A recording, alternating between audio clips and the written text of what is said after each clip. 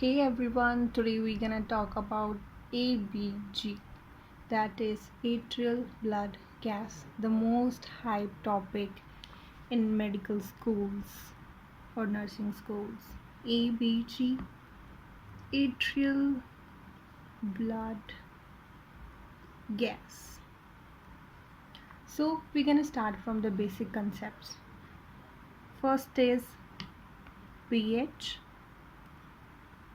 through which we can tell whether it is acidic or basic.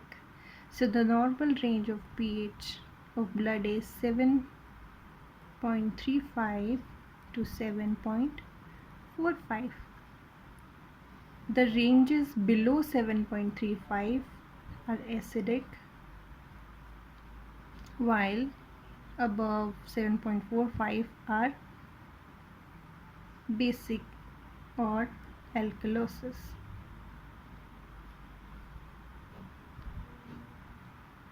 Next one is partial pressure of CO2. The normal range is same as pH, that is from 35 to 45. Next, third one is bicarbonate. This ranges from 22 to 26. Fourth one is partial pressure of oxygen. It ranges from 80 to 100. Next, there are mainly 3 steps while analyzing a sample or interpreting ABG. First one is to determine whether it is acidic or basic. So I have already told you that if the pH is less than 7.35, it's acidic.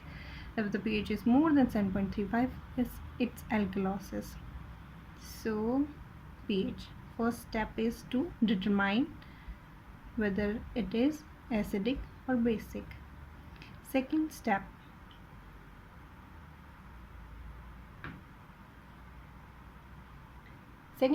is to interpret whether it is respiratory or metabolic.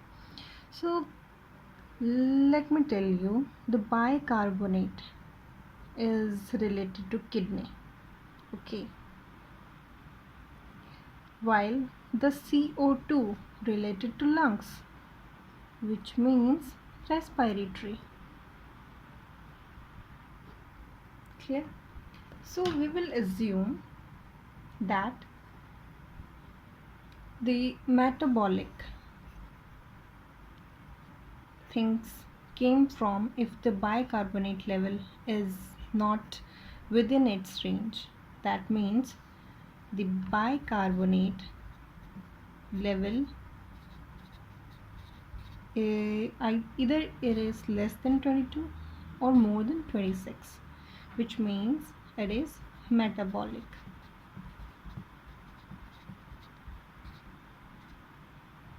Okay. Number third is PaCO2, which means respiratory.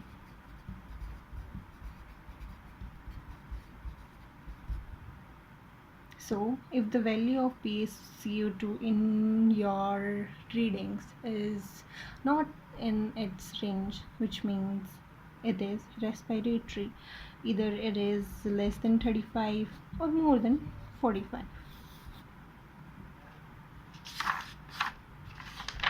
Next we will talk about whether it is compensated, fully compensated, uncompensated or partially compensated. So compensated, fully, partially or uncompensated. This basically means in full compensated the pH will be normal within its range, while the other values, that is PaCO2 and PA, the bicarbonate, both will be dearranged. PaCO2 bicarbonate, these will be dearranged.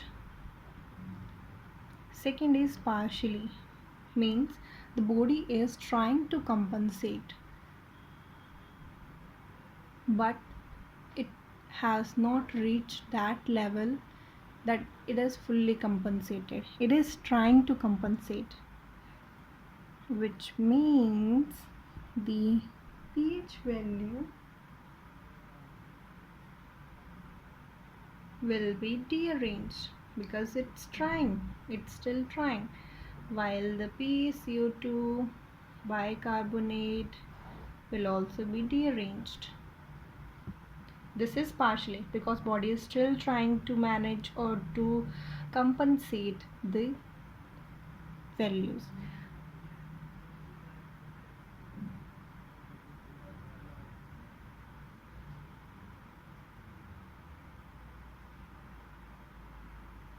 Next is uncompensated. In this,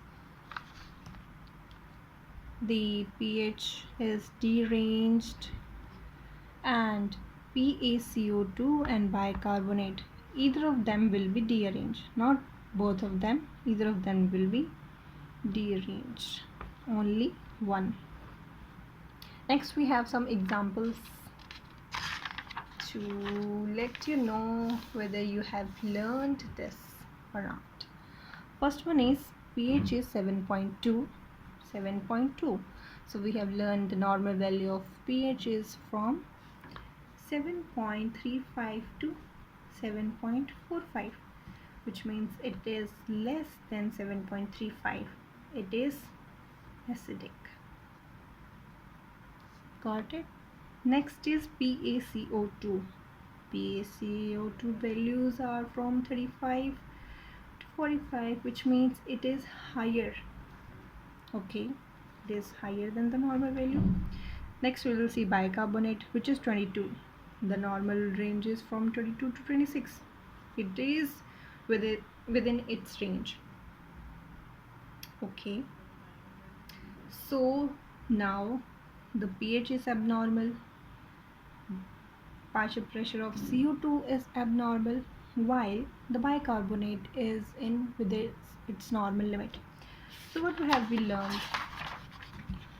pH is dearranged, either of them will be dearranged, which means uncompensated. Okay, it is uncompensated. So now we have to decide whether it is respiratory or metabolic. It's very clear, the carbon dioxide value is not normal, which indicates it is respiratory. So the answer is uncompensated respiratory acidosis. Next we'll come to example number 2. pH is 7.2, which is less than normal. It is acidic, while PaCO2 25, normal is 35 to 45, which means less. Okay, bicarbonate 22 to 26, this is also less. So all of our three values are dearranged, which comes under partial compensated. So partial acidosis. Now we have to decide whether it is respiratory or metabolic. So in these kind of cases, we're gonna use a technique which is called ROME. ROME. Whenever you see you have to check the two values, the pH value and one of the carbon dioxide or bicarbonate value.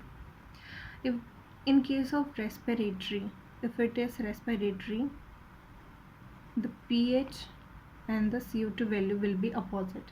If pH is decreasing, CO2 will be increasing. That means it will be respiratory opposite. Next, coming to metabolic equal, which means if the C bicarbonate decreases, the pH will also decrease because metabolic equal. So respiratory opposite, metabolic equal. Next, coming to our question. In this, pH value decreases, so we're gonna see which these pH and respiratory, that is PaCO2, both are decreasing, which means it cannot be respiratory. Now we'll see pH is decreasing while the bicarbonate is also decreasing, which means equal. We have learned here metabolic equal, so it will be metabolic. So partial metabolic acidosis. Next, coming to third example, it gives us the pH value of 7.42. okay, this is within normal range, normal. Then PaCO2 28, decrease bicarbonate, it also decrease. So the pH is normal while both the values are dearranged. We have learned here, which means fully compensated. pH is normal, both the values are dearranged. So fully compensated. Now we'll see where the pH is more near to. Like for example, the pH normal value is 7.35 to 7.45. The mean, the average will be 7.40. okay, so from 7.40 to 7.45, it'll count under alkalosis, while from 7.35 to 7.40 it will count under acidosis. So our value is 7.42, which comes under alkalosis. We'll write alkalosis.